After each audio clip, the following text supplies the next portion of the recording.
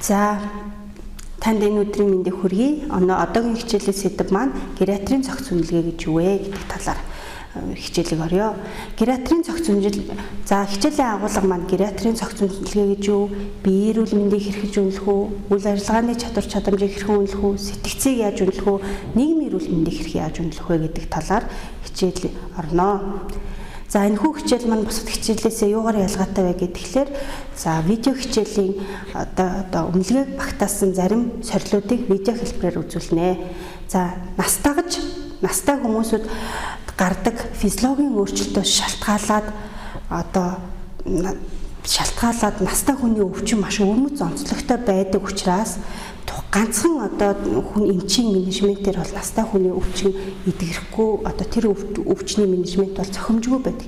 Ийм учраас насны олон мэргэжлийн баг ялангуяа үнэлгээний совилогчийн тусламжтайгаар байнга тогтмол хянагдсан цогц үнэлгээгээр тухайн насны эрүүл мэндийн байдал одоо сэргээн заслтын байдал бол үнэлэгдэх боломжтой байдаг бахнэ. Иймээс 60 ба түүнээс дээш насны хүмүүсүүд жилтнийгуудаа за эрүүл мэндийн даамжиранд оройтж байгаа настангууд тухай бүртээ насны цогц үнэлгээг гериатрийн мэргэжсэн сувилагчаар үнэлүүлж авах шаардлагатай байдаг бахнэ. Анх 20 дугаар зууны 40-од оны үед Английн гериатр эмч Warren гэдэг эрдэмтэн насны өвчийг цогцоор нь үнэлэх энэ анхны аргачлалыг боловсруулснаас хойш дэлхийн улс орон болгонд гериатр эмчнэр, гериатр сувилагч нар энийг ашигладаг бахнэ. Гериатрийн цогц үнэлгээ маань биеийн эрүүл мэндийн үнэлгээ, үйл ажиллагааны чадвар чадамж, сэтгцийн эрүүл мэнд болон зан төрхийн өөрчлөлтийн үнэлгээ, нийгмийн болон амьдарч байгаа хүчин зүйлийг цогцоор нь хамтаар нь үнэлгээндээ багтаадаг учраас цогц үнэлгээ хэмээн нэрлэгддэг бахнэ. Биеийн эрүүл мэндийн үнэлгээнд нь юу гэдэм бэ гэхлээр тухайн хүний хавсарсан архах хөвчийн өвгөнгүүд, тухайн хүний өдрийн хэрэгэлдэг юмуудыг үнэлэхээс гадна антропометрийн хэмжилтүүдийг хийдэг бахнэ. За антропометрийн хэмжилт гэдэг маань тухайн хүний талаар, эрүүл мэндийн байдлын талаар, хоол тэжээлийн байдлыг бол хамгийн сайн одоо тодорхойлж өгдөг шинжилгээ мэдээлэлтэй шинжилгээ байдаг. Мөн тавиланг тодорхойлж өгдөг өртөг хямдтай арга байдаг маа. За настай хүний өндрийг хэмжихтэй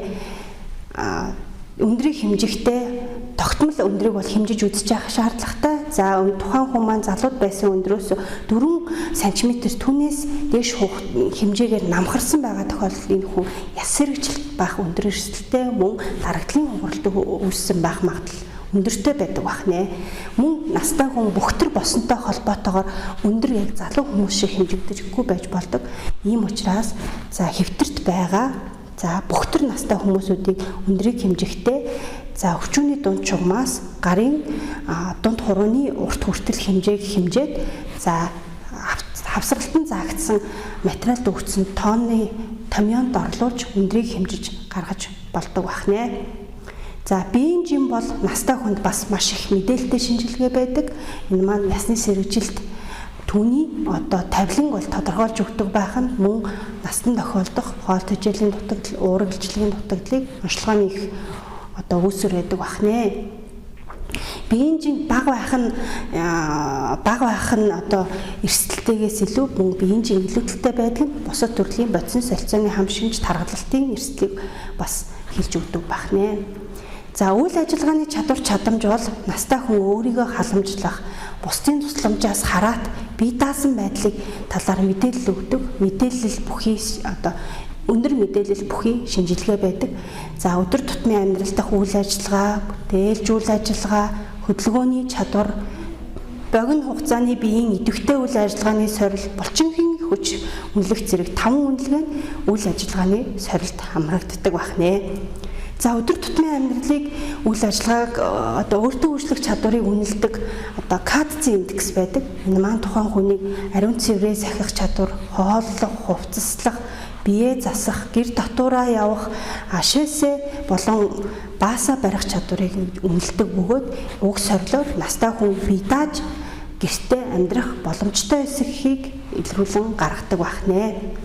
За бүтээлч үйл ажиллагааг үнэлэх нь лавтны аргачлалаар бол бид нар үнэлдэг. За энэ маань юу вэ гэхээр энэ хүн маань нийгмийн харилцаанд бие дааж оролцож чадах уу? Эсвэл эрт нь ганцаарнгийн үлдээгээд одоо явчиж болохгүй гэдгийг үнэлдэг юм сорил байх нь энэ маань утас асгалах чадвар, худалдаа хийх чадвар, хоолоо бэлтгэх чадвар, гэрийн ажлаа хийх чадвар, хувцас угаах, гадуур явах, эмчээ бичсэн жорын дагуу ууж чадах хэсэг санхүүгээ өөрүүлэх зохицуулж байгаа чадварыг бол үнэлдэг байх нэ. За үйл ажиллагааны чадамжийг үнэлэхтэй гэдэг вэ гэхээр яг тухайн үеийн байдлаар нь үнэлж болохгүй. Яг тэгэхээр настай хүн эрүүл мэндийн байгууллагт хандж байгаа гэдэг бол эрүүл мэндийн асуудалтай байна гэсэн. Юм учраас 24-өөс 48 цагийн өмнө буюу уржтар ингэжсэн үү гэсэн байртайгаар асуумжийг явуулах нь илүү бодиттой гарах магадлал өндөртэй байдаг. За хөдөлгөөний үнэлэхдээ бос яв гэдэг сорилыг бол хийж үздэг. За ингээд босоод 3 км-т тухайн настай маань тусламжгүйгээр алхаад хурж ирээд суух хугацааг секундомерээр хэмжээд энэ хугацаа маань одоо 14 секундээс илүү байх юм бол энэ хүн унж бэртэх эрсдэлтэй, за 30 секундээс илүү байх юм бол энэ хүний алхаа гიშгэнд нь зориулаад ямар нэгэн одоо туслах хэрэгсэл шаардлагатай байгаа үндслийг гаргаж өгдөг байх нэ. За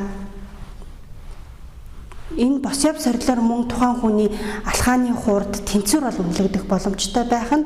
За уг сорилоор уг наснуудыг үнэлээд зогсохгүй, зөвхөн настан үнэлээд зогсохгүй Паркинсоны өвчин, тархмал хатуурал, түнхний хугарал, Альцгеймерийн өвчин, судасны өвчин, за хиймэл үе суулгасны дараа бол энэ сорилыг түгээмэл ашигладаг байх нь.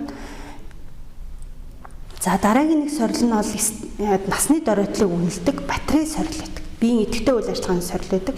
Энэ маань 3 үндсэн хэсгээс тогтдог. Тэнцвэрийг үнэлэх, алхааны хурдыг үнэлэх, сууж босох сорил гэсэн юм бүрэлдэхүүн хэсэгтэй сорил байх нэ.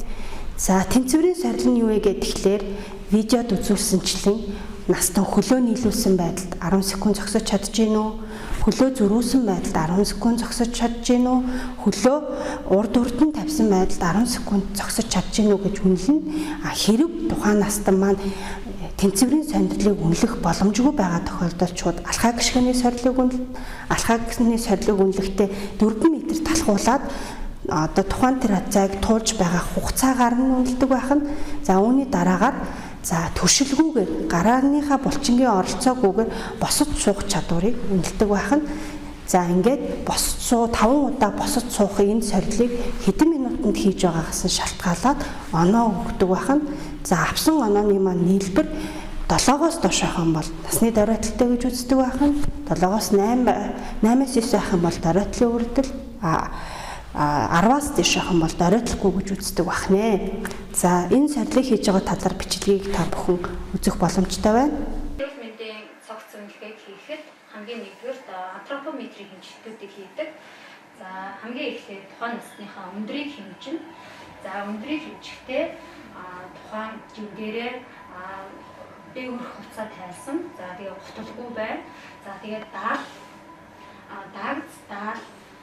өвзөг, за өсгийн маань нэг төвшөнд яг юм өндөр хэмжигчийн яг гадаргуугийн нэг төвшөнд байрлсан байна. За тэгээд өндрөө хэмжинэ. За энэ тухайн настай маань одоо нөгөө бөхтөр биш те нурууны хувьд бас хэвийн хүн байна. За ингээд өндрөө хэмжсэн. За тухайн настай маань одоо бөхтөр нуруутай өндрийг хэмжих боломжгүй тохиолдолд бол гарын уртаар суугаа байдлаас гарын уртыг нь хэмжиж бол тодорхойлдог байгаа. За тэгэхээр энэ гараа та ингээд биеийн дагуу доошоо угаач. За тэгээд сандалтаараа та яг 90 градус ихт суугаараа. За тэгээд тухайн одоо хүний эгний гол шугамнаас 7 хурууны үзүр хүртэл хэмжих таваар. За ингээд гарын арга яг биеийн дагуу урагшаа гарсан байдлаар биеийн хэмжил тавьж, за дунд хурууны үзүр хүртэл хэмжил тавь. Ингээд энийг тусгай томьёонд оруулан эрэгтэй өөр өөрөөр бол тодорхойлогддог ба. За биеийн жинг үзэхэд мэдээж гутлаа тайлсан. За өглөө өлийн эргэн дээрээ давсаг болон одоо шээсээ сулсан. За мөн одоо баасан байх шаардлагатай. За тэгээд дээгүүр хувцас тайлсан.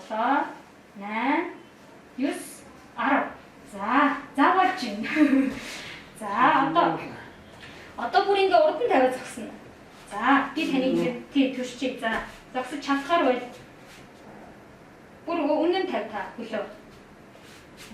За тэгээд зогсож болохоор байна. 1, 2, за болохгүй юм байна. За ингээд энэ маань насны нөгөө нийлбэр үнэлгээгээр бол яг хуу тэнцвэр дээр хоёулаа 4 оноо авах хэвээр 2 авч ийн гэсэн үг. За юу. За сууж. 5 удаа тоглосон. За юу. Босоод суухыг жил 1 гэж үзэх нь шүү дээ, тий? 5 удаа босцоод хоёулаа метр секундээр илэрхийлээд гаргаж ийн гэсэн. За би танд ихэл гэсэн команд өгнө. За юу. За эхлэе. 1, 2, 3, 4, 5. За дүүний дараагаар гарын булчингийн хүчийг үнэлнэ. Гарын булчингийн хүчийг динамометрийн тусламжтайгаар үүснэ. За ингээд үзэхдээ 2 гарт тус бүрчлэн 2 удаа хэмжилт хийгээд голчоор үнэлгээг үнэлдэг байна. Гарын атгах хүч маань тухайн хүний биеийн булчингийн хэмжээтэй пропорционал хамааралтай байдаг байна. Насны одоо хөгшрөлийн булчин судлалын хам шинжээг илрүүлэх бас нэг хэмжилт бол динамометрийн хэмжилт буюу гарын атгалтын хүчийг үздэг юм хэмжилт байгаа. За гарын атгалтын хүчийг тодорхойлох гол ач холбогдол нь одоо энэ дээд мөчтийн те гарны одоо хүчийг үзэх ийм хэмжилт юм аа. За динамометрийг яг хэмжилтийг хийхэд нэг гар биеийн давуу доошоо тэгээд гар яг мөрний түвшинд 90 градус 1-3 секундээр хамгийн хүчтэйгээрээ хатгах 50 1-3 секундээр хаана. За ингээд хатгалтынхаа юг үзэн. За мөн нөгөө гартаа мөрний түвшинд хамгийн хүчтэйгээрээ 3 секунд хатглаа. За 50. За ингээд би тухайн насны дээр та бүхэн хийж үзүүлье. За ингээд гараа яг далаа мөрний түвшинд далаагаараа. Тийм. За хатгаараа хамгийн чангараа хатгаад 50. За болсон. За эхний юг бол ингээд хатгалтыг бол нөгөө сорилт маягаар хатгаж үзнэ. Хоёр дахь нь бол яг хэмжнэ гэсэн. За нөгөө талдаа та. Нөгөө баруун гар талдаа. Зүүн гар талдаа. За мөрний түвшинд хатглаа. 1-3 секундын дотор хамгийн хүчтэйгээр хатгаад 50. За суулаарай. За насны танин мэд хүн чадварыг бол 10 асуулт бүхий mini mental examination тестээр үнэлэхээс гадна за өдөр тутмын одоо амбулаторийн эмчнэрт бол зориулсан mini cog гэдэг сорил бол байдаг байна. За энэ сорилын тусламжтайгаар үнэлэх боломжтой байх нэ. Мөн марталгүй насны танин мэд хүн чадварын үнэлгээ дээрээ сэтгэл готролын үнэлгээг давхар оруулж өгсөн байдаг байна. За mini cog сорил гэдэг маань хоорондоо утга авцалдаагүй 3 үгийг тогтоолгоод хэлүүлнэ. За ингээд зөв сансан үг болгонд нэг оноог өгнө. За хоёрдугаарт нь цаас өгөөд цаг зуруулна. За цагийг зуруулахдаа цагаа зөв зурж гин үү? Доторх цифруудыг зөв байрлуулж гин үү? Оноос нь цагийг буюу одоо 2 цаг 45 минут ч гэдэм үү 3 цаг 15 минут гэх мэтээр цагийн зурсны дараагаар бол насанд даалгавар өгдөг. Тэрийг яг зөв байрлуулж гин үү гэдэгт нь үнэлгээ өгдөг. За 3 дугаарт нь болохоор нөгөө урд нь цээжилсэн 3 үгээ эргүүлэн санах чадварыг бол үнэлж үздэг бахнэ. За цагаа зөв зурсан бол 2 оноо. За тэгээд хэлсэн нэрлсэн үг болгонд 1 оноо өгөөд энэ сорилыг бол үнэлдэг байх нь. За 3 ба түүнээс дэш оноогоор бага 3-аас доош оноо авах юм бол энэ хүн танин мэдхийн чадварын сулралтай тэнэгрэл үүссэн байх магадaltaй гэж үздэг бахнэ. За настангуудын зурсан цагны зураг та бүхэнд харагдаж байна. Тэгэхээр энэ тэнэгрэлийн явцыг, танин мэдхийн чадварын судлалын явцыг ингэж энэ сорилоор үнэлдэх боломжтой байх нэ. За сэтгэл гутралыг бол яадаг вэ гэхээр гериатрийн кабинетуудад 15 асуултаа сорилоор үнэлдэг. Анхан шатны эмч мэрэгчлэнүүд бол ерөөсөө энэ 3 асуултыг тавиад үнэлээд үзэхэд болох юм байна. Сэтгэл дундуур байдаг, уйтгартай гунигтай байна уу?